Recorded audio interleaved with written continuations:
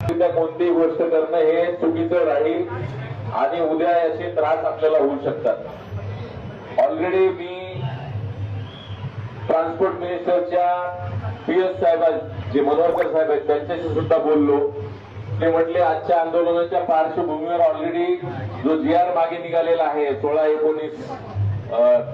September पर्यंत त्याची अंमलबजावणी करा का 19 सप्टेंबर पर्यंत त्याच्यासाठीची सुद्धा मूवमेंट चालू केल्याची मला माहिती त्यांनी दिलेली आहे।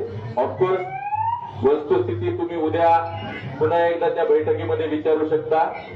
ट्रान्सपोर्ट खात्याचे अधिकारी सुद्धा त्या बैठकीला हजर राहतील याचाही निरोप आम्ही दिलेला आहे।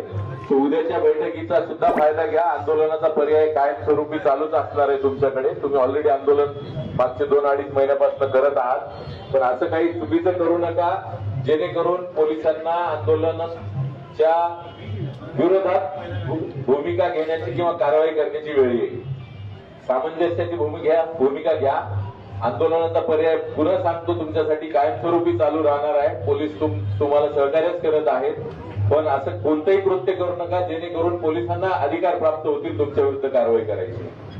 तुमचा प्रश्न गंभीर आहे, तुमचा प्रश्न खरा आहे, तो सुटला पाहिजे या भूमिकेचे आम्ही सहमत आहोत, पण तो ज्या स्तरावर ज्या मार्गाने सुटायला पाहिजे त्या मार्गाचा विचार करा। पुन्हा एकदा एवढंच मी तुम्हाला सांगतोय आणि बाकीच्यांनी शांततेने घरी जा। ज्यांना आंदोलनाच्या भूमिकेतून जेल भरोसाठी नेलेले आहे ते जातील, गाड्या परत येतील। अजून काही लोकांना आम्ही नेऊ, पण ज्यांना जायचंय त्यांनी शांततेने जा। उद्या परत या आझाद मैदानात आंदोलन करायचं असेल तर उद्या बैठक आहे, उद्या परत हेच मार्ग आपल्या पुढे उपलब्ध आहे।